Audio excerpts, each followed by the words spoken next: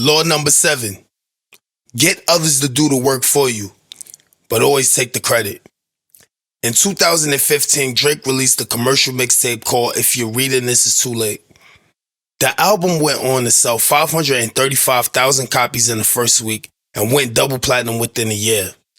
Hip-hop artist Meek Mill, who just came off of a prison sentence, enlisted Drake to be on his third single, Rico, which was released June 29, 2015.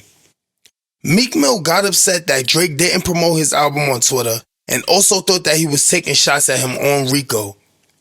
Meek Mill accused Drake of not writing his own lyrics and teamed up with Funkmaster Flex, a famous hip-hop DJ from New York City, in order to air the reference tracks from Quentin Miller and Drake's recording sessions. While the reference tracks doesn't have any context, Drake is using this law to its full power. In hip-hop, it's taboo to use any help with writing lyrics due to hip-hop's grassroots origins. Drake is very smart for using this law because a lot of hip-hop artists fall off for not recreating themselves. And when Drake used writers, it helps him to sound fresh over and over again while his competition is sounding stale. Also, when Drake used others to do the work for him, he comes off as a musical genius, someone who doesn't need a lot of time to craft a hit, which we know isn't true. When people see Drake, they see Drake. They don't see the 30 or 40 people behind him that's helping to make OVO as successful as it is. Drake also have songwriters like Party Next Door, an artist that signed to his OVO sound imprint, write records for him and other artists alike.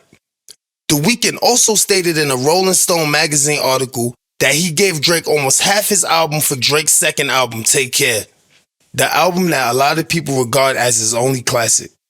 Reversal.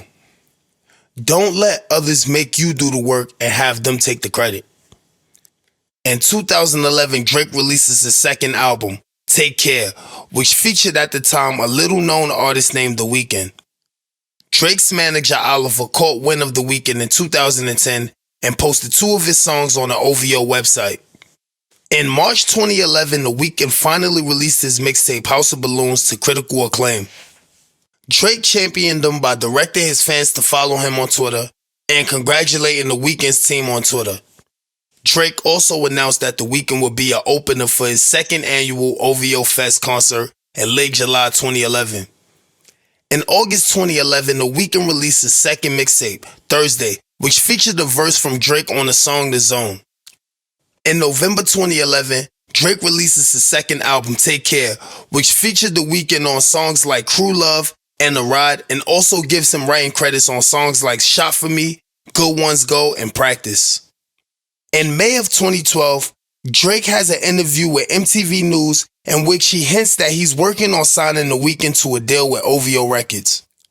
In September 2012, The Weeknd signs to Republic Records and used all of the momentum that Drake gave him in the last year in order to propel his own career.